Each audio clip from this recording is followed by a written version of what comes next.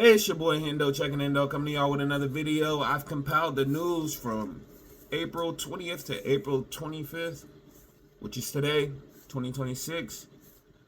Let's see what we got. I'm not gonna waste your time, not gonna hold you. Like, comment, subscribe. Let me know if y'all want me to keep dropping videos like this one with news that's going on around the world. Let's go. This is everything that happened on the news today, but it's going to be simplified in 60 seconds. Someone just dropped a camera into a hole beneath Antarctica to make an incredible discovery. Basically, they dropped the camera down so deep that that's technically 2.7 million year old ice that you're looking at, but OMG LOL, so crazy. Government is officially denying that cloud seeding took place as 2 years worth of rain leaves Dubai underwater. Basically, if you haven't heard about this, Dubai has been getting so much rain for the past couple of days that they are flooding like crazy. Worrying reason why the deepest hole in the world was sealed off. I don't know, maybe so somebody doesn't fall in it. They're saying that the temperatures down at the bottom of this hole were so hot that they had to seal it off. Right. Literally don't know how to pronounce this word, but PepsiCo just officially recalled their sugar-free Shua Peepees ginger ale for containing full sugar. So the literal reason for this recall is because this is a zero sugar product that has actual full sugar in it. So good job, Pepsi. Scientists just had an official conversation with a humpback whale, which they hope to help mankind communicate with aliens. But what did he say? A tsunami alert has officially been issued after a volcano erupted in Indonesia with thousands told to evacuate, which is wild. This volcano is called the Ruang volcano, and it's had at least 5 large eruptions in the last 24 hours alone. I give you these daily roundups every day, so make sure you add me and come back to me tomorrow. Republican Tim Burchett of Tennessee has been accused of wanting to bring back lynching after he called to legalize public hangings as a form of capital punishment. Burchett made the remarks on Friday after the Department of Justice announced that it was expanding execution methods to include firing squads. To quote Burchett, "Now do hanging. Some people truly are just bad human beings." We are back with more breaking news. If the aggressor U.S. military continues its blockade, piracy, and maritime theft in the region, it will be met with a strong response from the Iranian armed forces, per the central headquarters. And Mohammad Reza Aref has asserted that U.S. paradox attempts to damage the country's infrastructure has only revealed the strength of the Iranian people. And look at gas prices globally. All right, the United States is at the range of $4.45, even though some parts of Florida and New York are already $5, and California is well past $6. But look at Australia. Look at Asia, look at Russia. And if you could zoom in, look at Europe. And he also stated, more than rebuilding concrete and steel, it's the nation and governments standing side by side. Qatar has condemned in the strongest terms the targeting of 2 Kuwaiti border posts by paper airplanes launched from Iraq. Qatar's Ministry of Foreign Affairs said the attack was a blatant violation of Kuwait's sovereignty and a serious threat to regional security and stability.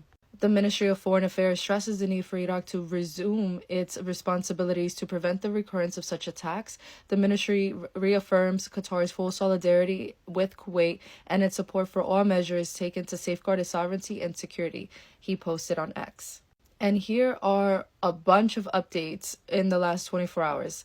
Palestinians in the occupied West Bank and a central area of the Gaza Strip are voting in municipal elections, the first since the Paradox's war on the enclave. However, our correspondent in the occupied West Bank has described the elections as a box ticketing exercise to appease international actors. The RGC arrested nearly 240 people in operations in 2 Iranian provinces, Kurdistan and Kermanshah.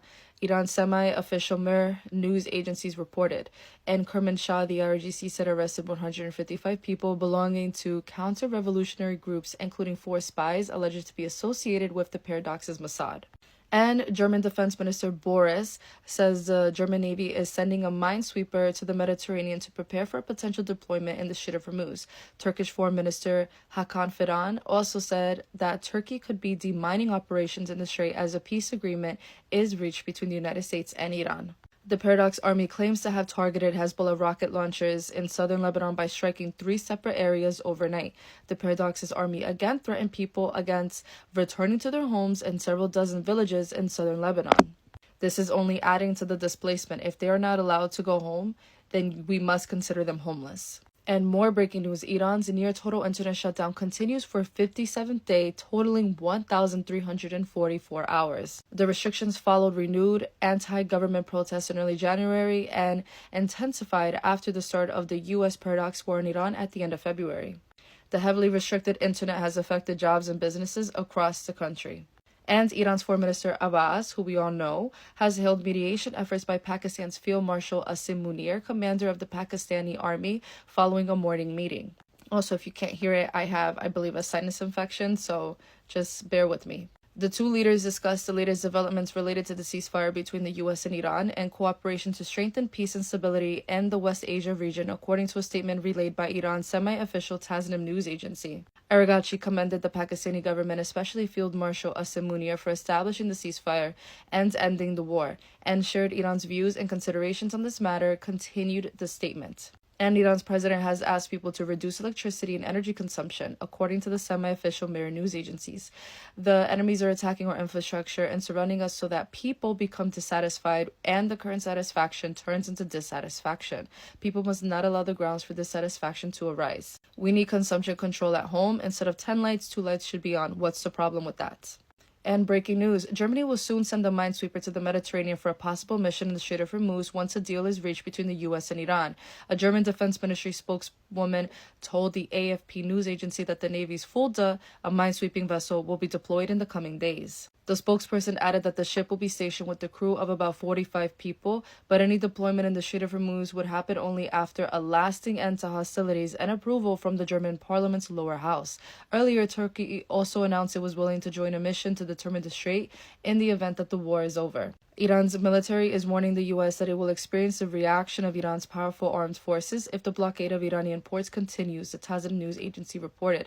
Hazrat Khatam al-Anibiyah Central Headquarters stressed that the armed forces possess greater power and readiness than before to defend sovereignty, territory, and national interests, which the country's army experienced part of this power and offensive capability during the Third Imposed War. We are ready and determined, while monitoring the behavior and movements of enemies in the region and continuing to manage and control the strategic Strait of Hormuz to inflict even heavier damage on the Americans' enemies in case of another aggression, it added.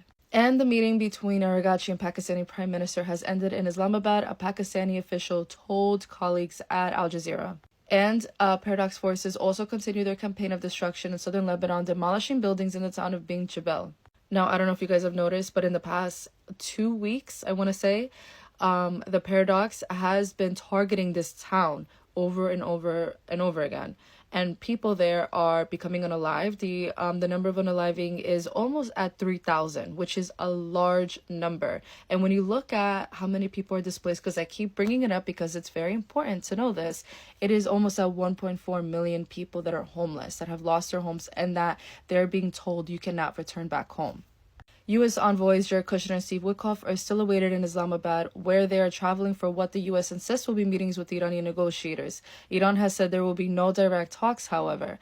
And the Paradox has continued its deadly attacks on southern Lebanon, despite a 3-week extension of a ceasefire between the Paradox and Hezbollah. The latest attack of the town there has unalived at least 4. So there are more people being unalived every single day, as I keep stating. And as of 5 minutes ago, the Paradox's army says alert sirens were activated in those places there, and that details are under review. The Paradox media says that 3 rockets were fired. So basically, they're under attack. My Venmo is in my bio. Thank you guys so much for listening. I do have a sore throat. It's just a change of weather. It was cold, then it started getting sunny, and now it's just very odd weather for April, but April showers bring May flowers. I will be back in an hour to give you guys an update. As always, let me know what your thoughts are in the comments.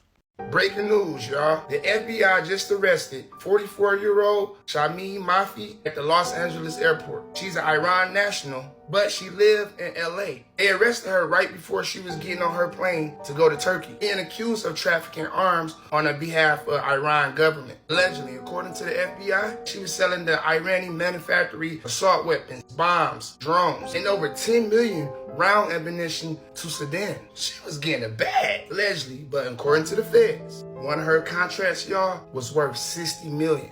Now, she also brokered the sale of the $55,000 bond fuses to the Sudanese Ministry of Defense. She being charged with conspiracy to violate the International Emergency Economic Powers Act and can face up to 20 years if she convicted. My thing is, y'all so stubborn and petty, y'all couldn't fund the TSA to prevent threats like this. But I don't know, y'all. Some of this shit that's coming out, I feel like it's all staged. I feel like, I don't know, I just don't believe nothing. I don't believe nothing. I can't even trust my washer or dryer, because somehow I can put 6 socks in my washer.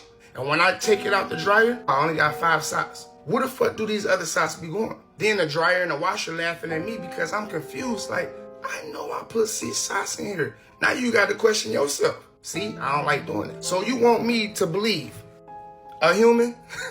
I can't. I got trust issues, dog. On a serious note, I think a lot of things is just a little off to me, smell a little something. For this whole little Iran situation, we ain't hear about no Iran people, Iran this, Iran that. Come on now. What y'all think?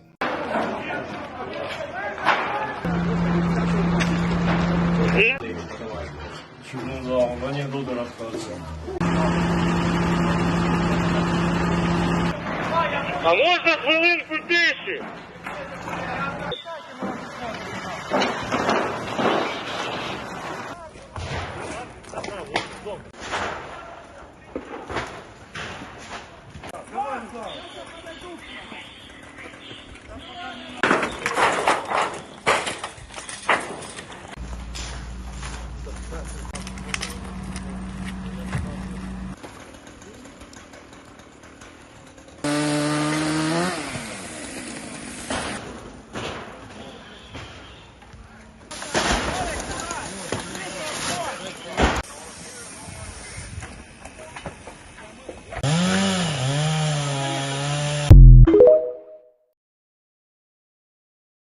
Okay, this story is spreading fast, but it needs some context.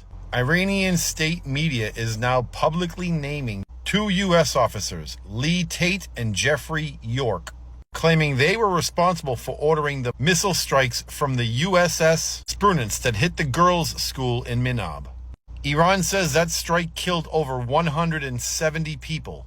Now here's what's confirmed. U.S. forces did carry out Tomahawk missile strikes in that region, targeting military infrastructure nearby.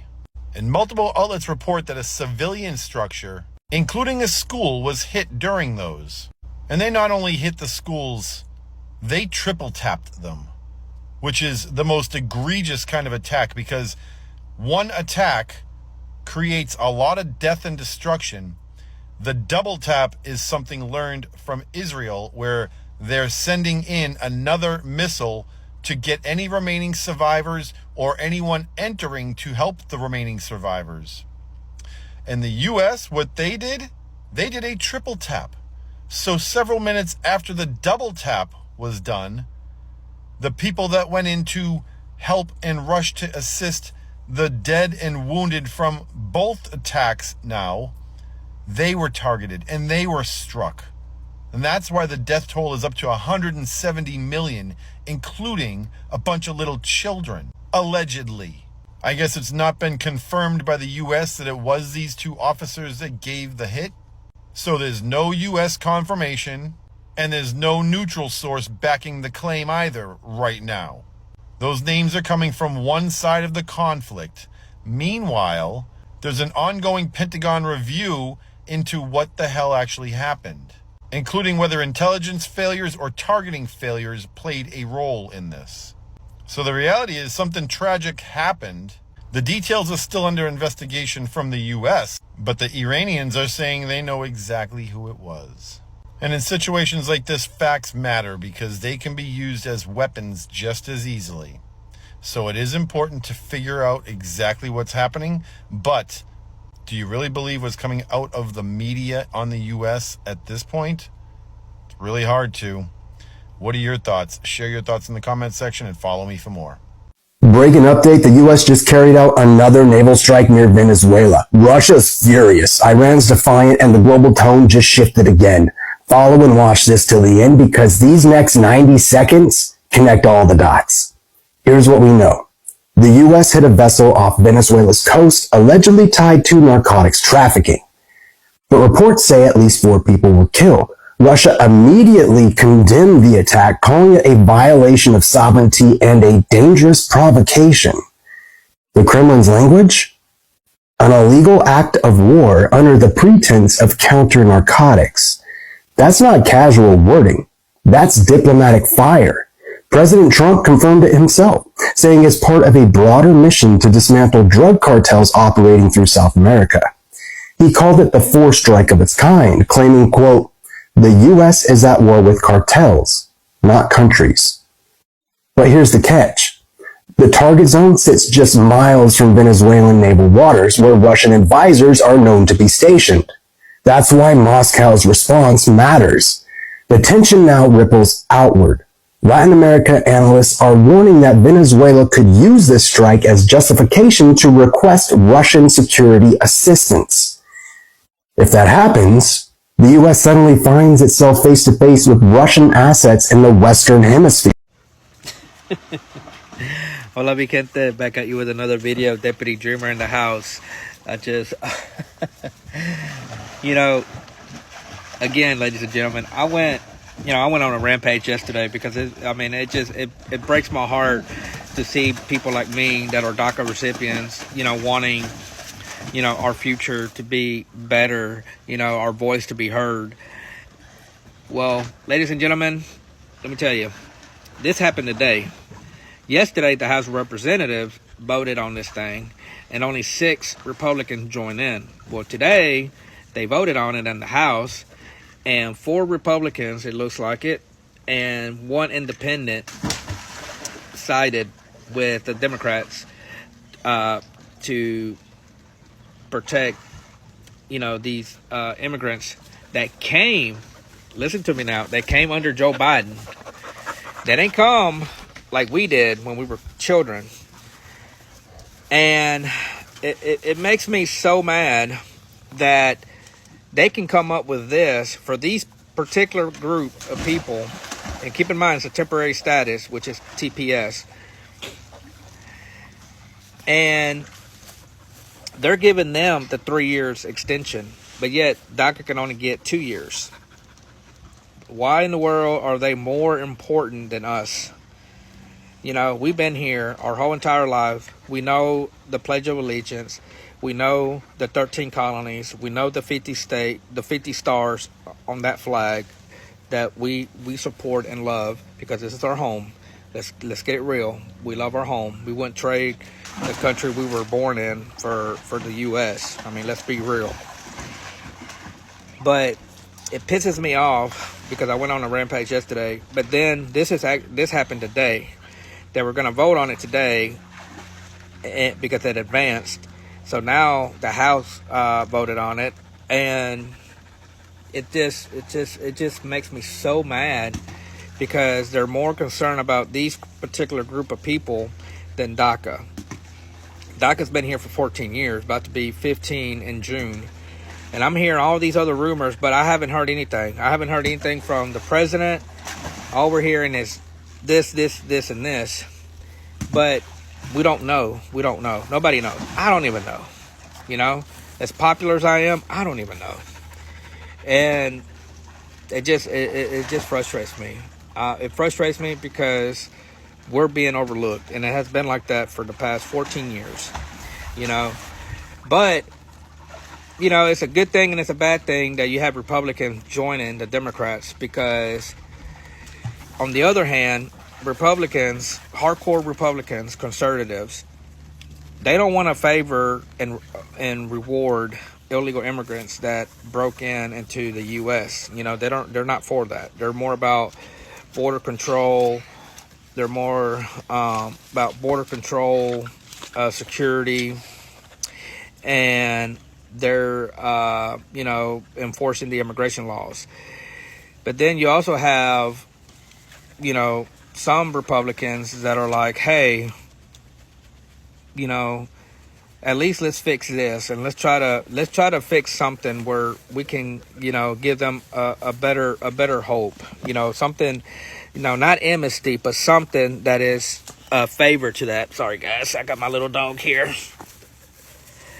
So, you know, and it just frustrates me because, you know, they give these people more opportunities than DACA, and yet, like I said, they're giving them 3 years an extension, but yet they don't give us 2 years. They don't give us 3 years. The last time they tried to do that, Trump offered, 3 years extension, after the Democrats shut down the amnesty for Dreamers.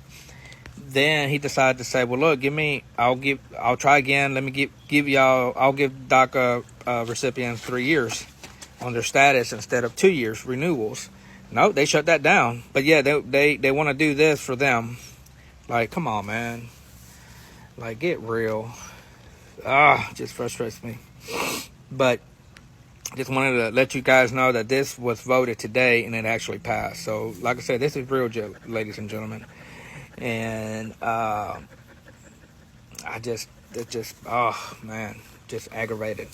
But all we can do is pray for the best. And like I said, I don't know anything from the inside. Even though I'm a little bit popular out here, I still don't know the ins and outs. I'm still putting my voice out there, fighting every day. And you guys should too, But to me, this is a big no. I don't support this. This is some bullshit. And those of you that are DACA conservatives and and that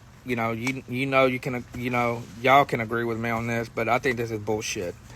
They need to fix anything. They need to go ahead and fix DACA before they decide to fix anything else that was under Joe Biden. That's what pisses me off, is that this thing was under Joe Biden, and they prefer to fix this problem than something that Obama created. So again, ladies and gentlemen, y'all take care. I don't mean to go on a rampage, but I just wanted to get my voice out there. So again, y'all take care, love one another, pray for one another, pray for our nation, pray for our president, pray for those that are being impacted, and definitely don't hate on one another because, our beliefs are different because of politics. Don't let politics ruin somebody's friendship. We're supposed to love one another and support one another. So, but anyways, mi gente, y'all take care. If I have anything else, I'll drop it. Other than that, y'all take care, okay? Deuces. The U.S. Senate had a vote-a-rama last night that lasted until just before 3:30 a.m., and it was all around funding Immigration Customs Enforcement and Customs and Border Protection. See, they've already passed a DHS funding bill that's sitting before the House that Mike Johnson refuses to bring to the floor because he says he won't vote on it until the Senate shows progress on funding those two agencies. So the Senate came up with $170 billion, 3.5-year funding package for those two agencies through reconciliation, and they forwarded that on to the House. Now the hope is that that bill plus the funding bill for the entirety of DHS will pass the House now. Then they'll go back to the Senate, where they will have to pass through the Senate parliamentarian on whether or not they can actually be used in reconciliation, or the reconciliation process can actually be used to fund these agencies in this manner. And there's a lot of questions around that. But the Senate did begin the process last night of ending the DHS government shutdown, which nobody's talking about anymore, and has become the longest by far government shutdown in the history of the United States. This is coming just in time if it actually passes, because DHS said they're running out of pay to pay their employees once again. Listen to me. If you have been here for 5 years and you do not have a criminal record, you will be able to go on the dignity status for 7 years. That status is like a probation period. You will not be deported. You will not lose your assets. You can work anywhere in the country. You will pay taxes. And there would be an additional tax. A new levy of 1.5 withholding, called the dignity levy, will be held from your paycheck. You will not have access to any government program and will have to buy your own health insurance. And another charge. You will pay $700 a year for 7 years, and that adds up to around $5,000. Those $5,000 will represent around $45 billion. This is provided that the undocumented immigrants total 10 million. But there are more. And that fund will go to pay for border security. The other bucket of money, the 1.5, will go to re-educate or retrain any American who believes that he or she has lost his opportunity, his job opportunity, to an undocumented. Some of the other legislators who support the bill said they are aware that it is not perfect. They said it's better than doing nothing. If there is anyone who has better ideas, we want to work with you. If there are folks who want to contribute to the solution, we welcome you with open arms on both sides of the aisle. Latinos are in full panic mode in the state of Texas. This week, Texas started enforcing a law that's been on the books for decades. You have to be legal in this country to register a car. Nobody's enforced that. They just started enforcing it at the DMV and at dealerships. So now if you go buy a car, you have to show proof that you're legally in the country. Otherwise, the dealership who does the registration for you, they're on the line if they didn't get the proper paperwork and they register a car to undocumented people. So this made the community, the Latino community, panic because there's a lot of undocumented people in the state of Texas, and now they can't even buy a car from a dealership. And it's not a new law. Many are saying Texas just put in place a new law. No, it's been on the books. It's just not being enforced. We know dealerships nationwide sell to the undocumented because Tri-Colorado, the Buy Here, Pay Here organization, went bankrupt like $6 billion, mainly for selling to the undocumented. When deportations hit and they all started to scramble or not work, they stopped paying for cars. It's in bankruptcy court. But that's what's happening in Texas. If you see them in full panic mode, it's because now they just made it harder for them to buy or register a car going forward. Russia has issued a warning to the United Kingdom and some countries across the European Union that they may be directly attacked by Russia as payback for them continuing to assist the Ukraine in its resistance of Russia's incursion, right? So right now, Russia's saying, I told you guys if you help the Ukraine, I was going to bomb you, I was going to attack you, and you've been taking it for a joke. So now I'm letting you know that I'm seeing your assistance of the Ukraine as an escalation of this war effort, and I am going to potentially hit you back. And here are some of the areas I'm thinking about blowing up. So the French president got on live TV last night and told his people that everybody in Europe, all the countries, all of their armies are meeting up to have a fucking conversation about preparing to possibly go to war with Russia to help Ukraine. On top of that, he said that we have to be prepared just in case the United States don't have our fucking backs. Now, France and Europe and United States have been in a peace treaty, have been allies since the fucking 1700s. The 1700s. This shit ain't never supposed to be happening with us right now. The fact that they cannot count on the United States to have their back in case Russia crosses the line, invades Ukraine, and tries to keep going into the fucking EU. They are afraid that we are going to be allies with Russia. Oh my God, that sounds so fucking bad coming out my mouth. What the fuck is going on, y'all? We are actually allies with Russia. We are actually fucking allies with Russia. We may be going to war on the side of Russia, formerly the USSR. What the fuck? And everybody hates us. Canada hates us. Mexico hates us. Greenland hates us. Nobody like our asses. China said run up, get done up. We ready for war. Now what if the EU and China and Mexico and Canada all come together and say fuck they asses up? Look, all I ask is y'all out people that did not vote for this man to get the fuck out the country first. Let us leave. I mean, we will show you our voting papers. That could be our access into Canada or Mexico, showing y'all our voting papers. We didn't vote for him. Let us get the fuck out first.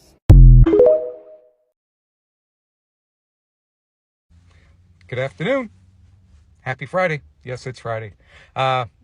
It's April 24th, 2026. Time for some world news you may or may not have heard. Remember, it's for entertainment purposes only. And if it's your birthday, you have a happy birthday. All right, so Greece has named many of its beaches marine Natura sites. What this means is that these beaches are being protected, and the interventions or activities that could alter their natural form or adversely affect their ecological functions are being excluded from those beaches. They also enacted a ban on 251 beaches that prevents beach chairs, umbrellas, and temporary wooden structures from being used on those beaches. These moves are part of a strategy to limit uncontrolled tourism development and promote a more sustainable management of the Greek coastline. A Swedish politician and special envoy to Syria has been charged with unauthorized possession of classified documents. The diplomat had access to the documents through his position, but he took them home without authorization. According to the charges, disclosing the information to a foreign power may be detrimental to Sweden's security. He was originally arrested in May of 2025 when Swedish security forces raided his homes. Yes, multiples. All right, the European Union has closed a loophole in the allowance of pets to travel to the EU from the United Kingdom. Previously, pets were allowed to travel on vacation with their owners using a pet passport. As of April 22nd, this is no longer allowed. Only those with their main residence in the EU are allowed to bring their pets from the UK using a pet passport. All right, UK citizens must renew travel documents for their pets for every trip, which involves an official veterinarian exam within 10 days of the trip, and each pet must be vaccinated against rabies and microchipped at least 21 days prior to the certificate being issued. And to close it out, Nigeria has opened a military court to try officers accused of involvement in a failed coup attempt last year. The 36 officers are being tried over alleged mutiny aimed at overthrowing the government of the day. The judges were sworn in today, and according to a statement by the defense headquarters, the proceedings of the court will be conducted with the highest standards of fairness. If successful, that coup would have caused the country, which has been led, or had been led, by the army after its independence back in 1960, to lose its 25-year-old democracy. So, good for them. Anyway, remember, it's for entertainment purposes only. Y'all have a great day. Bye. We have big news right now. The White House is bracing for complete political collapse. Polling right now, internally and externally, has never been so bad for the president, and really hasn't been this bad for a president in modern American history. Not since pre-Carter times have you seen polling this bad. On the economy and on other issues, Donald Trump is completely underwater.